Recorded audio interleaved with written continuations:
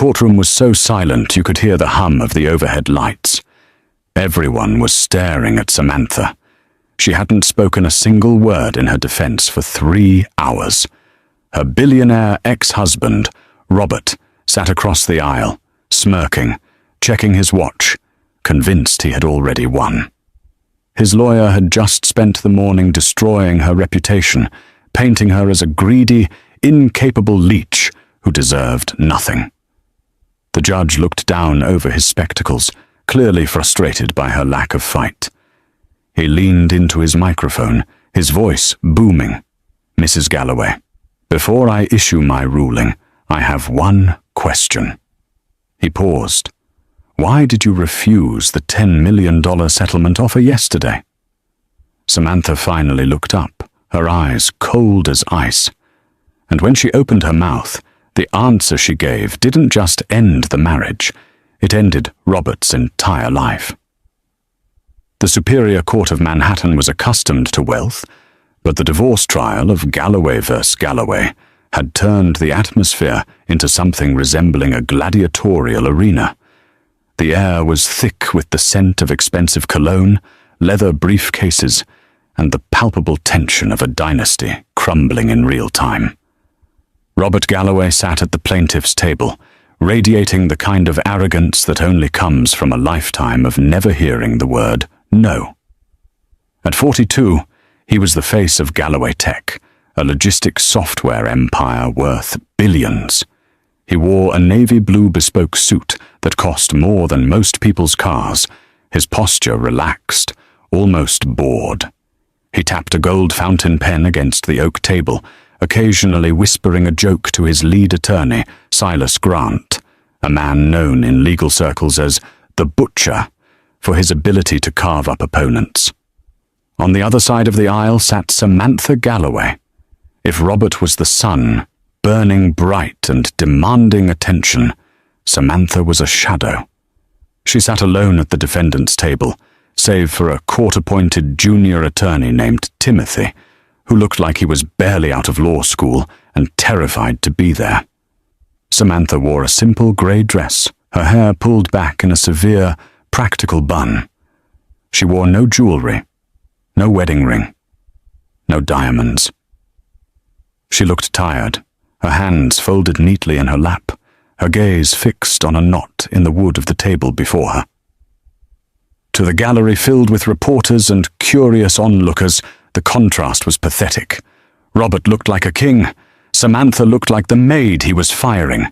"All rise!" the bailiff bellowed. Judge Frederick Halloway entered the room. He was a stern man with a reputation for efficiency. He didn't like drama, and he certainly didn't like his time being wasted. He took his seat, adjusted his robes, and peered over the rim of his glasses at the two parties. "We are here to finalize the dissolution of marriage and the division of assets between Robert Galloway and Samantha Galloway," Judge Halloway said, his voice gravelly. "I understand there is a dispute regarding the validity of the prenuptial agreement and the spousal support claims. Mr. Grant, you may proceed with your opening statement." Silas Grant stood up, buttoning his suit jacket. He walked toward the center of the room, exuding predatory confidence. He didn't look at the judge, he looked directly at the press gallery, then turned a sneering gaze toward Samantha. "Your Honor," Silas began, his voice smooth as silk. "This case is simple. It is a tragedy, really. A tragedy of a great man, a visionary, who was taken advantage of by a woman who brought nothing to the table but deception." Robert smirked, leaning back in his chair. "For 15 years, Silas continued, pacing in front of Samantha's table, "Robert Galloway built an empire. He worked 18-hour days.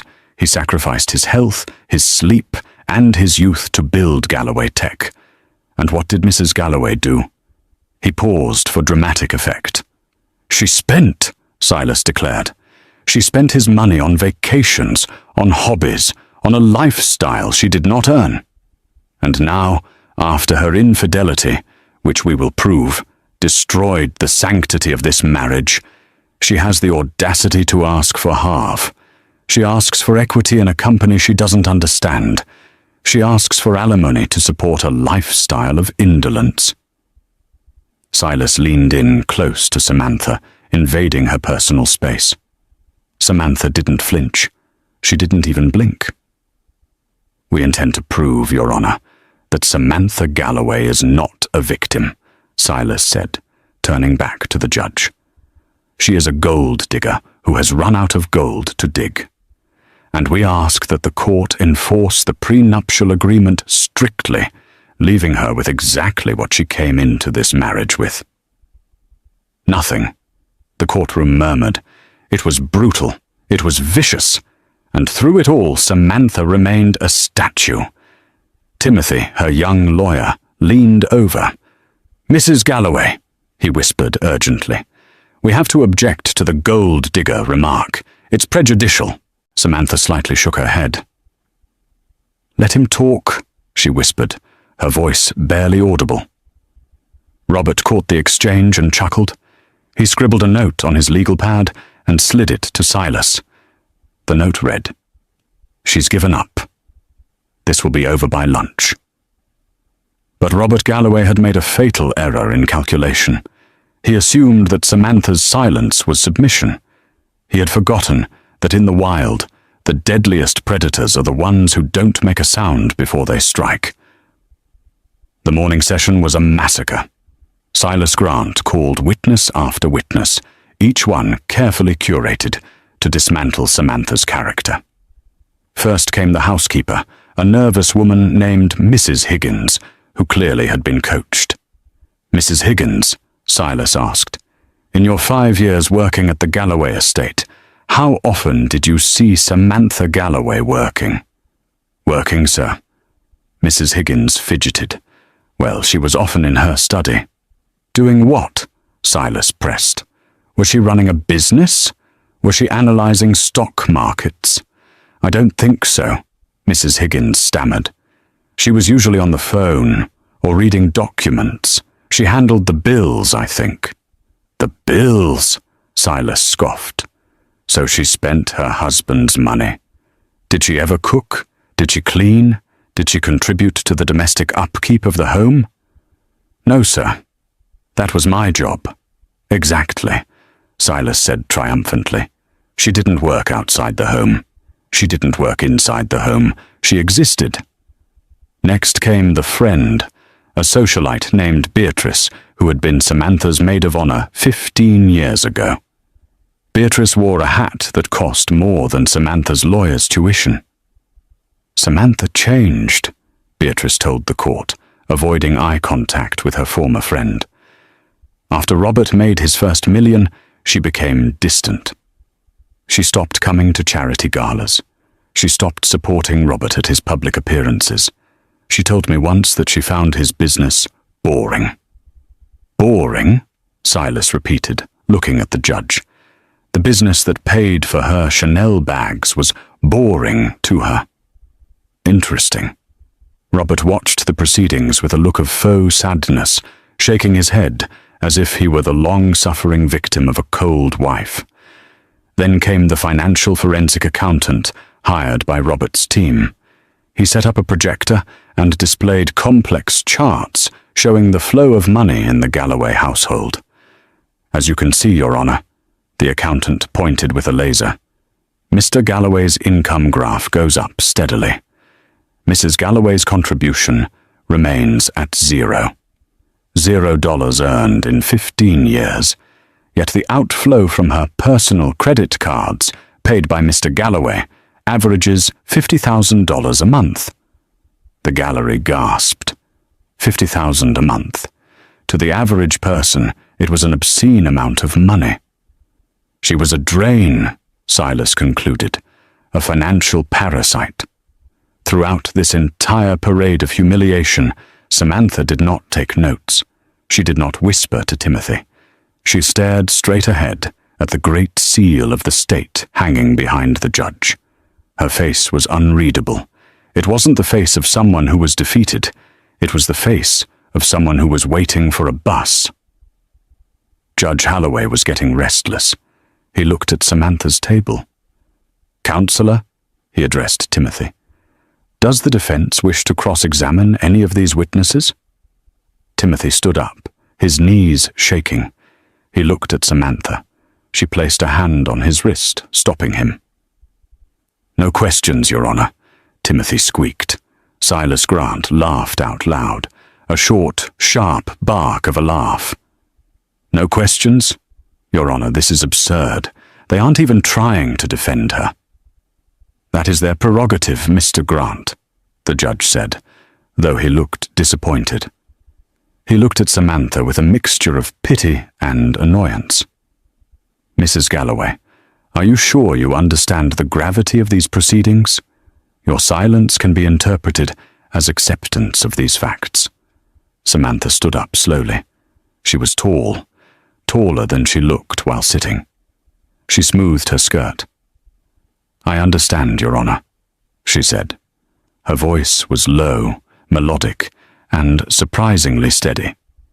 "I have no questions for these witnesses because their perspective is incomplete. I prefer to save the court's time." "Very well," Judge Holloway said, eyeing her curiously. "Mr. Grant, call your next witness." Silas grinned. This was it. The kill shot. "The plaintiff calls Robert Galloway to the stand." Robert stood up, buttoned his jacket, and strode to the witness stand like he was accepting an award. He took the oath, his hand firm on the Bible. "Mr. Galloway," Silas began gently, "tell the court why you are filing for divorce today." Robert sighed, looking at Samantha with sad, puppy-dog eyes. "I love Samantha. I really did. But the greed became too much. I built this company from a garage. I wanted a partner. Instead, I got a dependent who resented my success. She refused to sign the updated post-nuptial agreements. She demanded shares in the company she did nothing to build. I tried to make it work, but when I found out she was moving money into private accounts, I knew I couldn't trust her anymore." "She stole from you?" Silas asked, feigning shock. "I believe she was preparing to leave me and take what she could," Robert lied smoothly. "I just want what is fair. I want to protect my employees and my company from someone who just wants a payout." "Thank you, Robert," Silas said. He turned to Samantha's table. "Your witness?" The room held its breath. This was the moment for the cross-examination. This was the moment for the wife to scream, to cry, to call him a liar. Timothy stood up. He looked at his notes, then at Samantha. She handed him a single piece of paper. It wasn't a list of questions. It was a single sentence, written in elegant cursive. Timothy read it, his eyes widening. He looked at her, terrified. "Are you sure?" he whispered. "Ask him," she commanded softly. Timothy walked to the podium. He looked at Robert Galloway, who was smiling benevolently at him. "Mr. Galloway," Timothy began, his voice trembling slightly. "You stated that you built Galloway Tech from a garage, correct?" "That's right, son," Robert said condescendingly. "Blood, sweat, and tears." "And you stated that Mrs. Galloway contributed nothing to the technical or operational side of the business?" "Samantha," Robert laughed. "Samantha can barely operate her iPhone. She's a lovely woman, but tech? No. She made coffee occasionally in the early days. That was the extent of it." Timothy looked at the paper Samantha had given him. He took a deep breath. "Mr. Galloway, who is Archimedes?" The smile vanished from Robert's face instantly. It was as if someone had slapped him. His skin, previously a healthy tan, turned a shade of ash grey. He shifted in his seat. "I don't know what you're talking about," Robert stammered. "Archimedes," Timothy repeated, gaining confidence from Robert's reaction. "Is it a person? A code name?" "Objection." Silas Grant was on his feet, sensing a shift in the air. "Relevance? What does Greek history have to do with this divorce?" "I'm trying to establish the true nature of the business assets," Timothy said, surprising even himself. Judge Holloway looked at Robert. He saw the sweat beading on the billionaire's forehead. "Overruled. The witness will answer the question." "It's just a server name," Robert said quickly. "An old server. We scrapped it years ago." "Thank you," Timothy said. He sat down. That was it. One question. The court broke for lunch. The hallway was buzzing. Why had Robert looked so scared? Who was Archimedes? Inside the defendant's holding room, Timothy was pacing. "Samantha, what is going on? You have to tell me. We are losing. Silas Grant is destroying you out there. The judge thinks you're a mute gold digger. We need to fight back." Samantha was eating a sandwich, calm as ever. "We are fighting, Timothy. We're just not using their weapons." "But the silence. You haven't denied anything. The spending, the laziness, the lack of contribution." "If I deny it, it becomes a he said, she said," Samantha explained, wiping a crumb from her lip. "Robert is charming. He is a narcissist. He will always win a shouting match. I have to let him construct his entire reality. I have to let him build the highest tower possible." "Why?" Timothy asked, exasperated. Samantha's eyes flashed with a dangerous intelligence. "So that when I pull the bottom brick, the fall is fatal." Back in the courtroom an hour later, the atmosphere had shifted. Robert seemed agitated. He was whispering furiously to Silas. He kept glancing at Samantha, trying to read her. Silas Grant stood up. "Your Honor, the plaintiff rests." Judge Holloway turned to the defense. "Does the defense have any witnesses?" Timothy stood up. "The defense calls Samantha Galloway." Samantha walked to the stand. She didn't look at Robert. She sat down, swore to tell the truth, and waited. Timothy walked up. "Mrs. Galloway, tell us about your marriage." "It was transactional," Samantha said. "Did you love him?" "I loved the man I thought he was, the man in the garage." "And the money? The $50,000 a month?" "Hush money," she said simply. The court erupted. Silas Grant jumped up. "Objection. She is characterizing—" "Overruled," the judge barked. "Elaborate, Mrs. Galloway. What do you mean, hush money?" Samantha looked at the judge. "Robert likes to control things, Your Honor. He likes to control the narrative. He paid for everything so that I would have nothing in my name. He kept me kept so that if I ever left, I would be destitute. He didn't give me an allowance to spoil me. He gave me an allowance so I wouldn't look at the bank accounts." "And why would he not want you to look at the bank accounts?" Judge Holloway asked, leaning forward. Samantha paused. She looked at Robert. Robert was shaking his head slightly, his eyes pleading. "Don't do it." "Because," Samantha said, "Robert didn't write the code for Galloway Tech's primary algorithm. He stole it." "Liar!" Robert shouted, jumping to his feet. "She's a liar!" "Sit down, Mr. Galloway," the bailiff shouted. "He stole it," Samantha continued calmly, "from his partner in the garage days, a man named David Wright, who, accidentally, died of an overdose 3 weeks before the company went public." The silence in the room was heavy, suffocating. This was no longer a divorce trial. This was a murder accusation wrapped in a property dispute. "That is absurd!" Silas Grant yelled. "This is slander! Where is the proof? You have no proof!" Samantha looked at Silas, then at the judge. "I don't have the proof on me," she said. "I destroyed my copies years ago to protect Robert, because I loved him."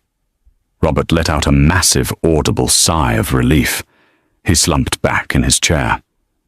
She had nothing. It was just words. "However," Samantha added, "I didn't say the proof doesn't exist." She went silent again. Judge Holloway rubbed his temples. He looked at the clock. It was 3:30 p.m. "This is getting out of hand. Mrs. Galloway, You are making serious accusations with zero evidence. You have admitted to destroying evidence. You have admitted to spending the money. You have offered no defense against the claims that you were a non-contributing spouse. The judge looked angry. He looked like he was about to throw the book at her. I am inclined to rule in favor of the plaintiff regarding the validity of the prenup, Judge Holloway said. Unless you have something concrete, Mrs. Galloway, this theatrics will end now. Robert grinned. He had won. The Archimedes scare was just a bluff. I have nothing else to say, Samantha said, bowing her head. The judge sighed. He shuffled his papers. He was preparing to read his judgment. He picked up his gavel. Wait, the judge said, pausing. He looked at a file on his desk, a specific document that had been filed just yesterday, which he had almost forgotten about in the chaos of the testimony. He looked at Samantha. He looked at the document. He frowned. Mrs. Galloway, Judge Holloway said, before I issue my ruling, I have one question that doesn't make sense to me, given the portrait your husband has painted of you as a greedy woman. The room went dead silent. Yesterday, the judge said, holding up a paper, Mr. Galloway's legal team offered you a settlement. $10 million. Cash. Tax-free. To walk away quietly and sign a non-disclosure agreement. You refused it. You didn't counteroffer. You just said no. Robert froze. He had hoped the judge wouldn't bring that up. Why? The judge asked, his eyes drilling into Samantha. If you are a gold digger, as they say, why did you refuse the $10 million settlement offer yesterday? Samantha looked up. The mask fell away. The quiet, submissive wife vanished. In her place was something terrifying. Because, Your Honor, Samantha said, her voice clear and strong. I don't want his money. I don't need $10 million. Why not? Because, she smiled, a cold, predatory smile. I already own it all. The silence that followed Samantha's declaration was absolute. It was the kind of silence that usually follows a gunshot. I already own it all. The words hung in the recycled air of the courtroom, vibrating with a terrifying certainty. Robert Galloway blinked, a nervous tic developing under his left eye.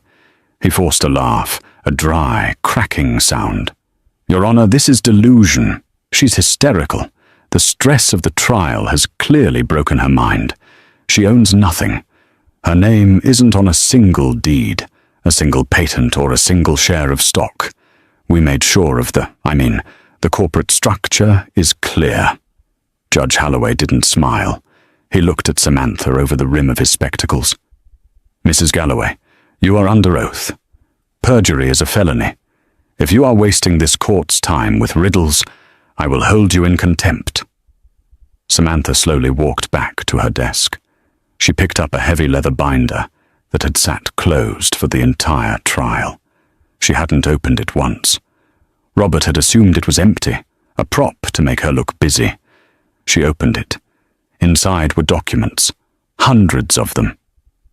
Timothy, she said softly to her young lawyer, please give Exhibit A to the judge and Exhibit B to Mr. Grant. Timothy, his hands trembling with a mixture of adrenaline and confusion, took the documents and distributed them. Silas Grant snatched the paper, his eyes scanning it rapidly. His confident sneer began to dissolve, replaced by a look of sheer, unadulterated horror. He looked at the document, then at Robert, then back at the document. He mouthed a word that was not appropriate for court. Mr. Grant? The judge asked, reading his own copy. His eyebrows shot up toward his hairline. Is this authentic? I have never seen this, Silas stammered. This is impossible. What is it? Robert demanded, standing up and leaning over his lawyer's shoulder. Let me see that. Robert grabbed the paper. It was a deed of incorporation for a company called SG Logistics Solutions, registered in the Cayman Islands 10 years ago. So what? Robert scoffed, tossing it down. "It's a shell company. I have 50 of them. This proves nothing." "Keep reading, Robert," Samantha said. Her voice wasn't loud, but it cut through the room like a razor. "Look at the intellectual property assignment." Robert flipped the page. "All rights, title and interest in the source code known as the Galloway algorithm are hereby licensed to Galloway Tech by the owner, SG Logistics Solutions. This license is revocable at will by the owner." Robert froze. He read it again.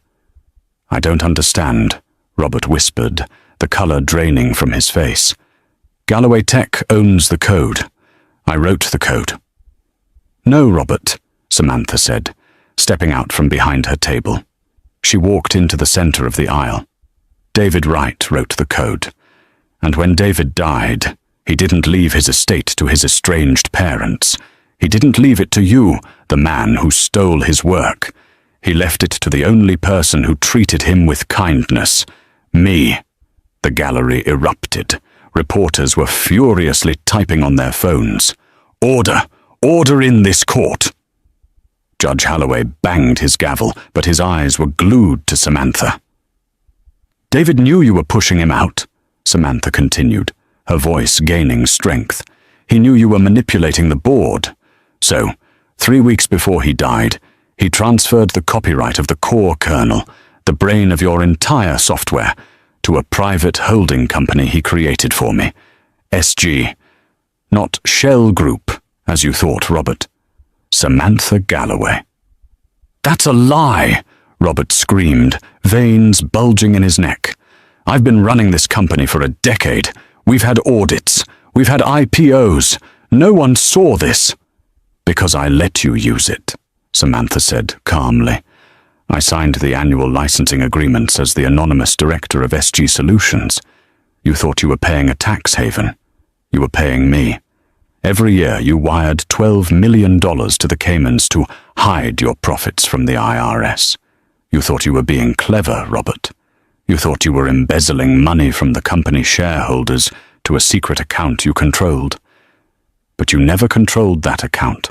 I did." Silas Grant looked like he was about to vomit. He turned to his client. "Robert, did you set up the Cayman accounts personally?" "I used a broker," Robert stammered. "A guy David recommended. Oh my God." "David set the trap 10 years ago," Samantha said. "And for 10 years, I have watched you strut around like a king, building a castle on land that I own. I let you feel powerful. I let you feel safe." "Why?" Judge Holloway asked, his voice filled with genuine curiosity. "Why wait until now? Why endure the humiliation of this trial?" Samantha turned to the judge. "Because, Your Honor, the license agreement has a clause. Clause 14B. It states that if the licensee, Robert, ever attempts to defame the owner or file for divorce against the beneficiary, the license is immediately terminated." She pulled a phone from her pocket. "And at 9 a.m. this morning, right when Mr. Grant started his opening statement, calling me a gold digger, I triggered Clause 14B. Samantha smiled. "Galloway Tech doesn't have a logistics software anymore, Robert. As of 4 hours ago, your entire global fleet is flying blind." As if on cue, the back doors of the courtroom burst open. A man in a disheveled suit ran in. It was the chief operating officer of Galloway Tech, a man named Mr. Henderson. He ignored the bailiff, ignored the protocol, and ran straight to the railing, separating the gallery from the court. "Robert!" Henderson screamed, his face red with panic. "Robert, answer your phone." "I'm in court, you idiot!" Robert snapped. "Get out!" "It's gone!" Henderson yelled, his voice cracking. "The dashboard is gone, the tracking system, the routing algorithms. Everything is showing a 404 error. We have 3,000 trucks stranded on highways.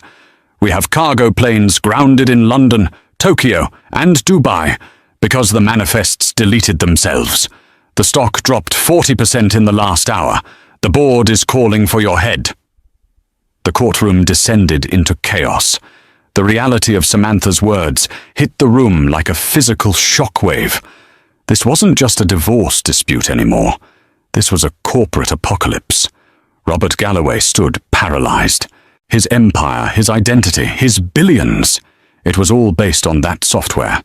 Without it, Galloway Tech was just a bunch of empty warehouses and confused drivers. "Fix it!" Robert screamed at Henderson. "Get the backup servers!" "We tried," Henderson cried. "The backups are encrypted. A message popped up on the screens. It just says, 'Archimedes.'" Robert slowly turned to look at Samantha. She was standing calmly next to her young lawyer, who looked like he had just won the lottery without buying a ticket. "You," Robert hissed. "You witch. You destroyed it all. You destroyed my life." "I took back what was stolen," Samantha corrected him. "And I didn't destroy it. I just turned off the tap. You built a house on borrowed water, Robert. You shouldn't be surprised when the drought comes." Silas Grant, realizing his legal fee was likely evaporating along with the stock price, tried one last desperate maneuver. "Your Honor," Silas shouted, "this is extortion. This is corporate sabotage. She is holding a public company hostage to influence a divorce settlement. This is illegal. I move for an immediate injunction, forcing her to turn the code back on." Judge Holloway looked at Silas with disdain. "Mr. Grant, you spent all morning arguing that Mrs. Galloway was a non-contributing entity with no business acumen. Now you are telling me she controls the entire company. Which is it?" She entrapped him." "It appears to me," the judge said, looking at the deed of incorporation, "that she is merely the owner of intellectual property, exercising her contractual rights. If your client signed a contract he didn't read, or worse, a contract he thought was part of an illegal embezzlement scheme, that is hardly the court's problem." The judge leaned back. "However, the economic impact is severe. Mrs. Galloway, are you willing to negotiate?" Samantha nodded. "I am, Your Honor, but not with Robert. I will negotiate with the board of directors of Galloway Tech. Robert, however, has no leverage left." Robert slumped into his chair, burying his face in his hands. The confident billionaire was gone. In his place was a broken man, realizing that for 10 years, the wife he ignored, the wife he cheated on, the wife he mocked, had been holding a gun to his head the entire time. But Samantha wasn't done. "There is one more thing, Your Honor," she said. "The matter of David Wright." Robert's head snapped up. "Don't," he whispered. "Please, Sam, don't." Part of the data on the Archimedes server wasn't just code, Samantha addressed the court. David was paranoid. He recorded his office, 24/7, audio and video. She pulled a USB drive from her pocket. It was small, silver, and unassuming. "This drive contains footage from the night David died," she said. "It shows Robert entering his office. It shows Robert mixing a powder into David's drink while David was in the restroom. It shows Robert watching him choke, and it shows Robert stealing the hard drives before calling 911. The silence in the room was different now. It wasn't the silence of shock. It was the silence of horror. "I didn't turn this in 10 years ago because I was afraid," Samantha said, her voice trembling for the first time. "Robert told me he would kill me too. He told me he had judges and police in his pocket. I was young, scared, and I had no resources. So I stayed. I played the part of the dumb trophy wife. I waited until I had control of the money, the assets, and the evidence. I waited until he was most vulnerable." She placed the USB drive on the judge's bench. "I am filing this into evidence, Your Honor. Not for the divorce. For the district attorney." The courtroom, usually a place of rigid order and hushed tones, had devolved into a scene of suspended animation.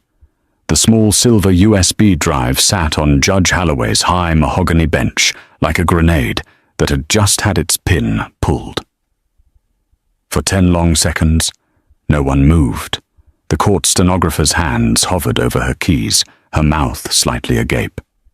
The bailiff, a burly man who had spent 20 years watching petty disputes, had his hand resting instinctively on his belt, sensing a shift in the atmosphere that was far more dangerous than a typical divorce argument. Robert Galloway was the first to break the paralysis. But it wasn't with a scream. It was with a whimper. The color had drained from his face so completely that his expensive tan looked like wax. He clawed at his tie, loosening it as if it were a noose tightening around his neck. "This is a fabrication," Robert stammered, his voice rising an octave, cracking with desperation. He looked at his lawyer, then at the judge, then at the gallery. "She's lying. It's a deep fake. She used AI.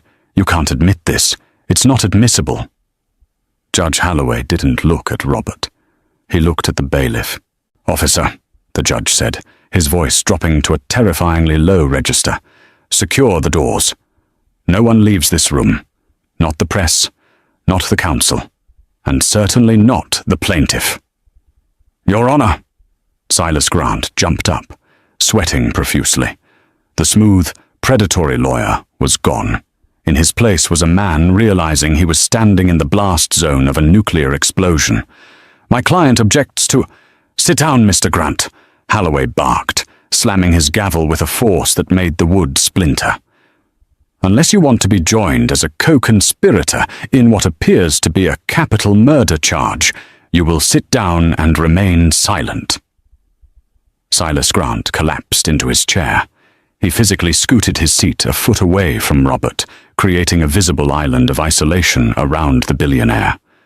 Robert reached out to grab Silas's arm, but Silas recoiled as if burned. "Don't touch me," Silas hissed, loud enough for the front row to hear. "I didn't know about this, Robert. I handled the divorce, not the other thing." "You coward," Robert spat, his eyes darting around the room, looking for an exit that didn't exist. Judge Holloway picked up the phone on his bench. The entire room watched him dial. "This is Judge Holloway in courtroom 4B. Get me the district attorney, immediately. Yes, I'll hold. And send officers, armed officers." He hung up and looked down at the parties. The divorce trial was technically still in session, but the context had shifted from civil litigation to a crime scene investigation. "Mrs. Galloway," the judge said. His tone toward her had softened completely. It was no longer the tone used for a gold-digging wife.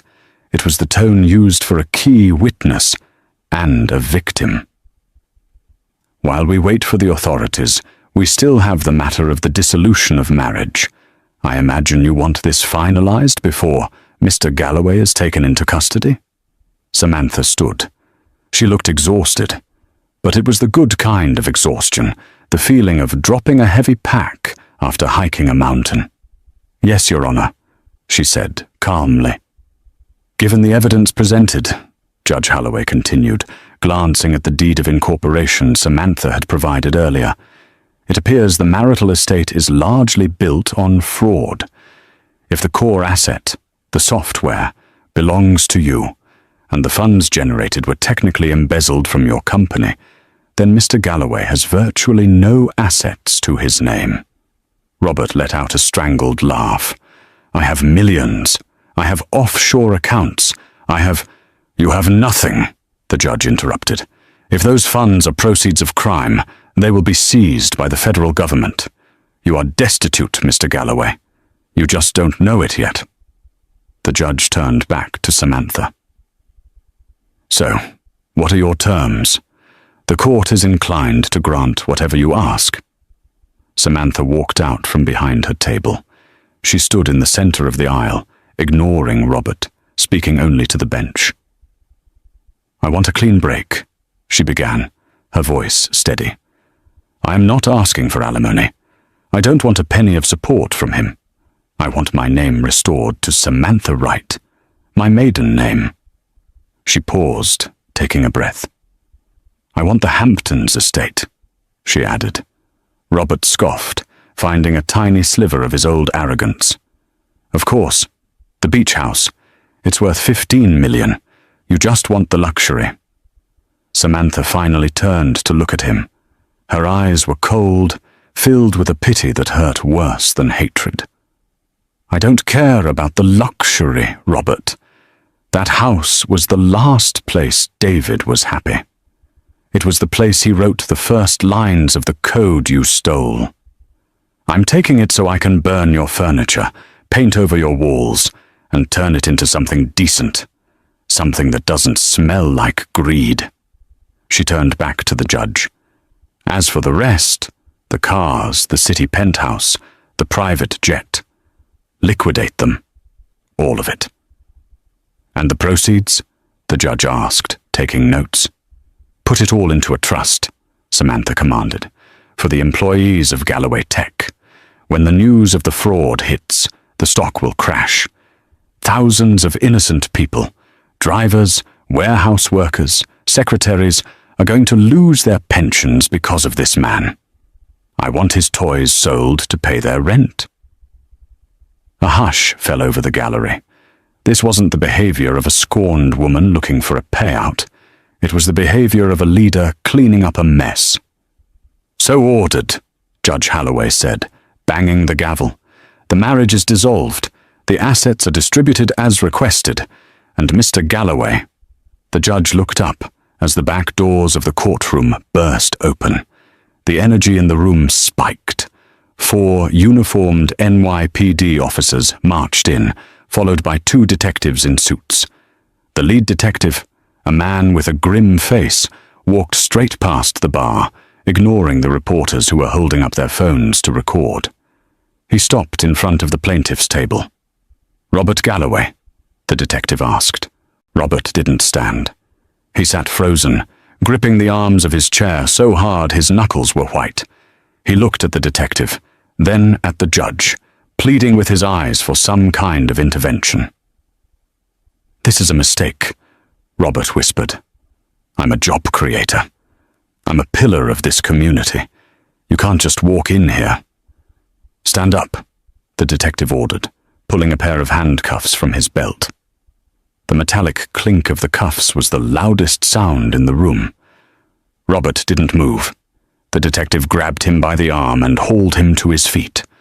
Robert stumbled, his expensive Italian loafers skidding on the floor.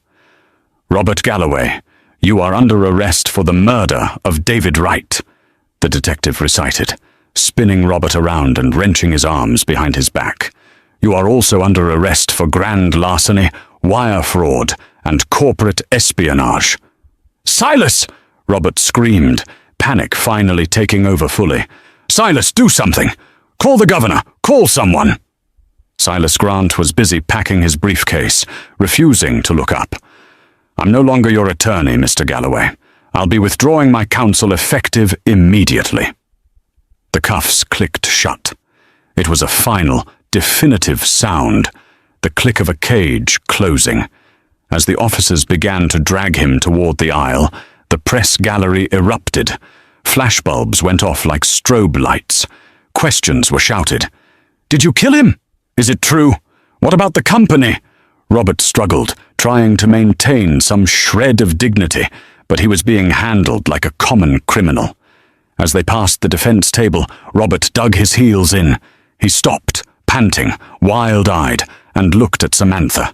She was standing just a few feet away, next to Timothy. She hadn't moved. She hadn't gloated. She just watched him. "How?"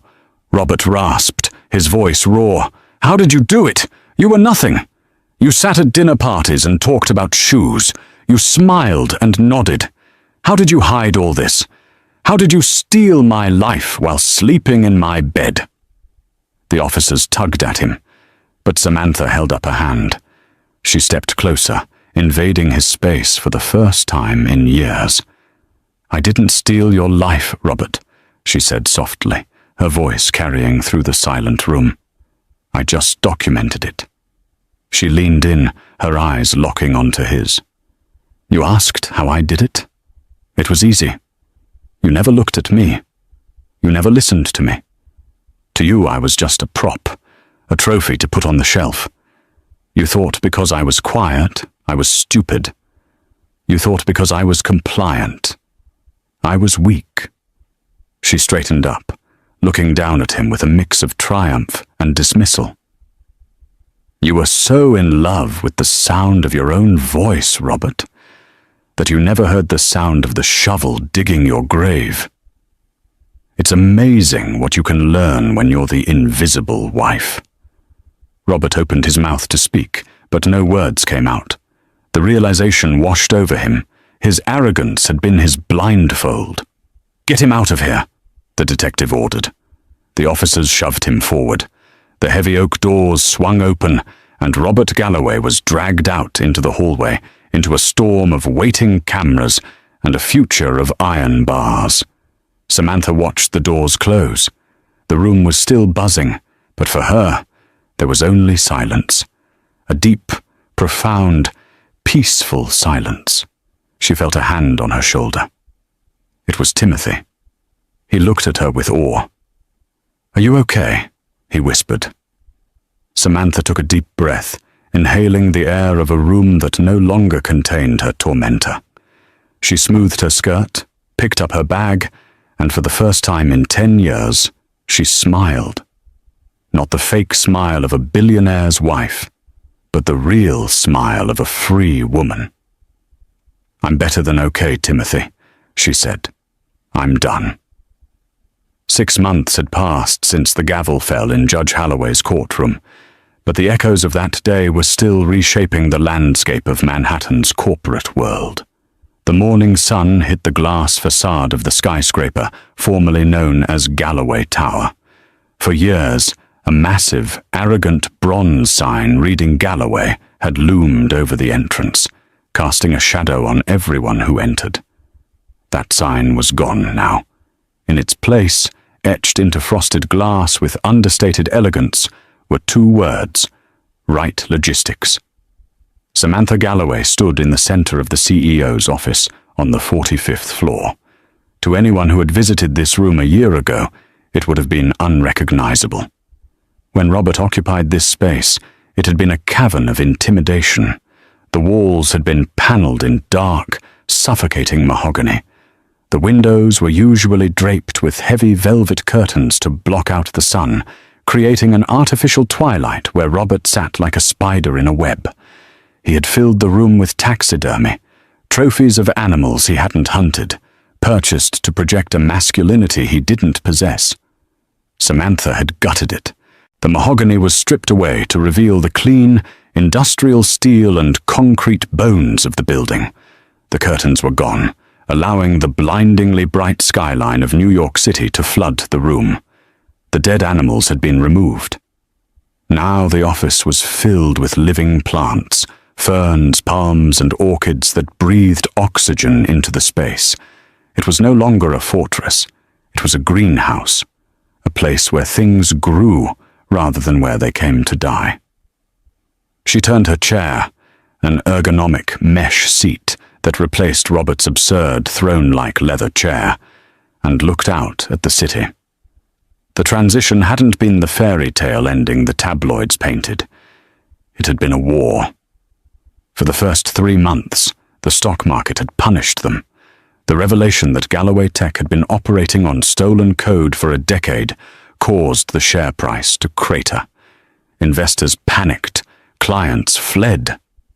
The media camped out in the lobby for weeks, dubbing Samantha the silent assassin and analyzing her every outfit, her every glance, searching for the villain.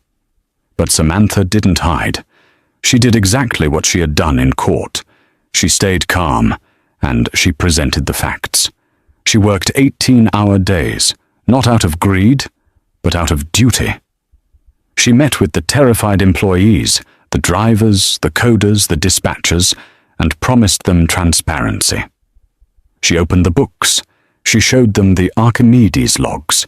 She proved that while the head of the snake was rotten, the body could still be saved. and slowly the tide turned. The Archimedes Code, finally unlocked and optimized by a team of ethical engineers, was better than anything on the market. Once the industry realized that Wright Logistics wasn't just a scorned ex-wife's revenge project, but a legitimate powerhouse returning to its moral roots, the contract started coming back.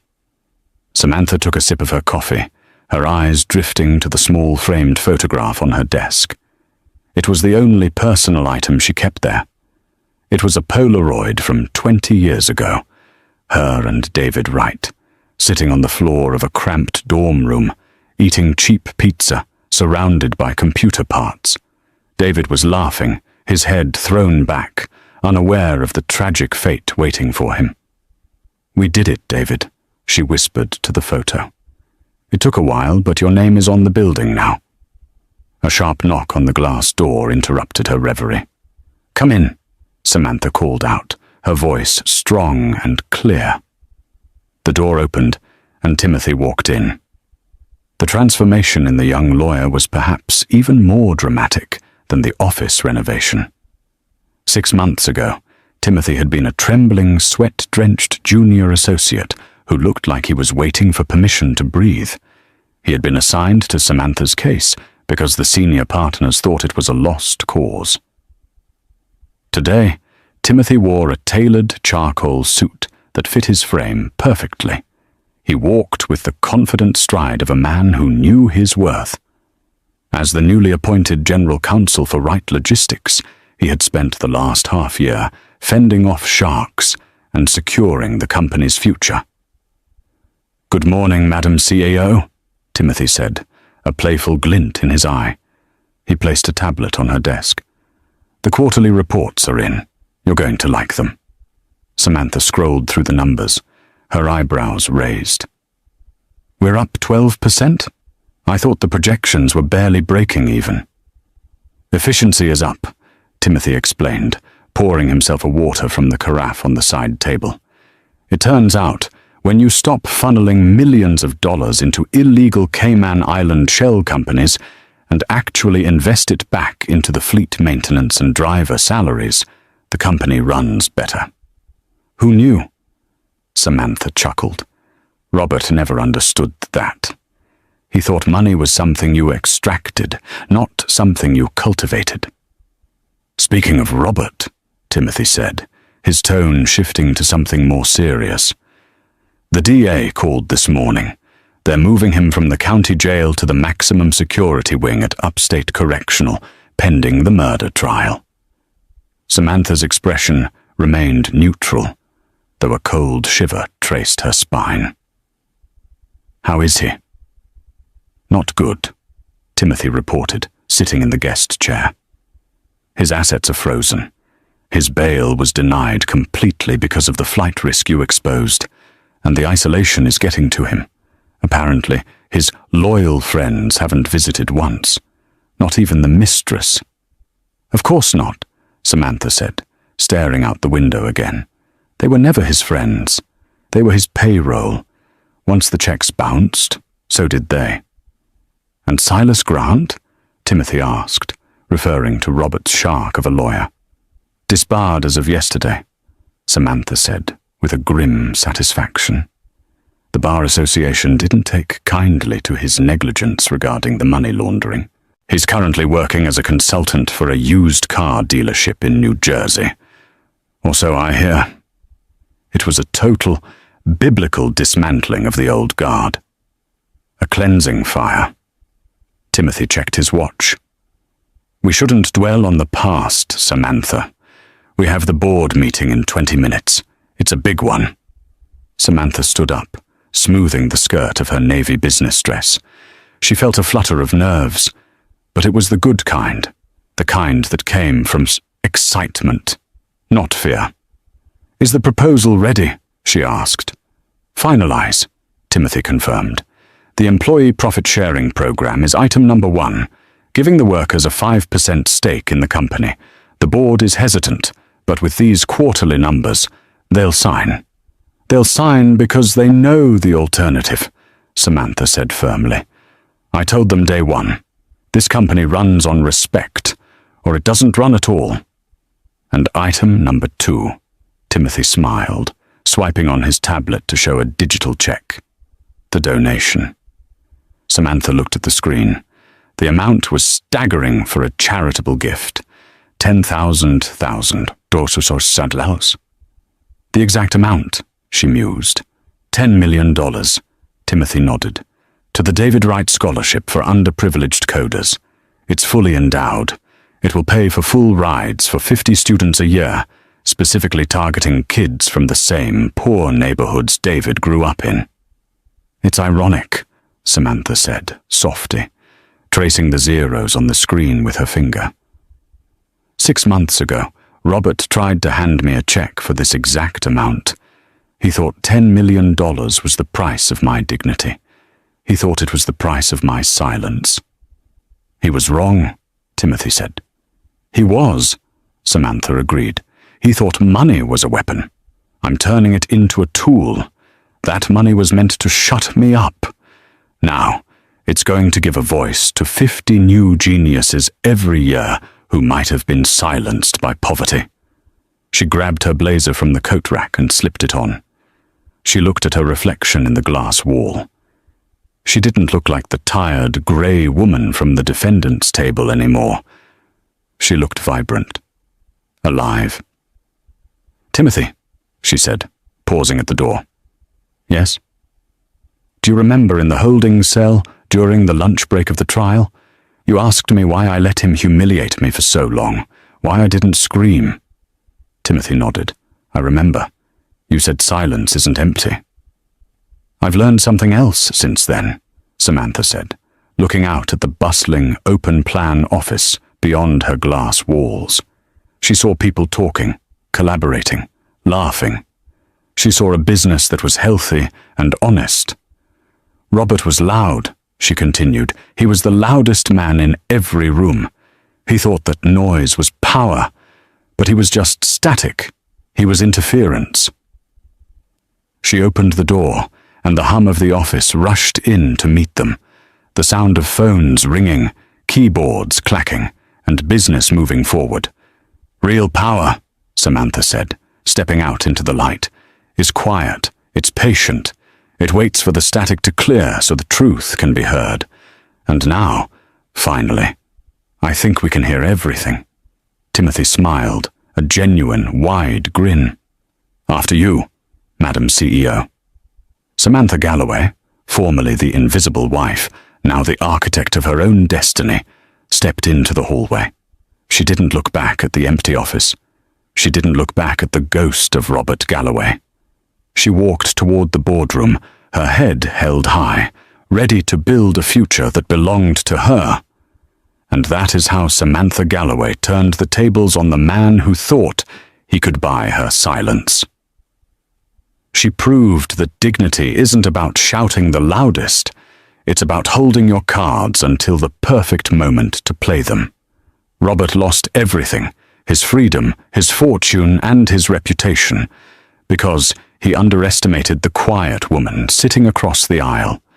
It serves as a powerful reminder. Never mistake silence for weakness. Sometimes the quietest people are the ones thinking the loudest. And if you build your life on lies, eventually, the truth will come to collect the debt. If you enjoyed this story of justice and karma, please hit that like button. It really helps the channel grow. Don't forget to share this video with a friend who needs a reminder that the truth always wins, and subscribe for more dramatic stories of revenge and redemption. Let me know in the comments. Would you have taken the $10 million, or would you have burned it all down like Samantha? Thanks for watching.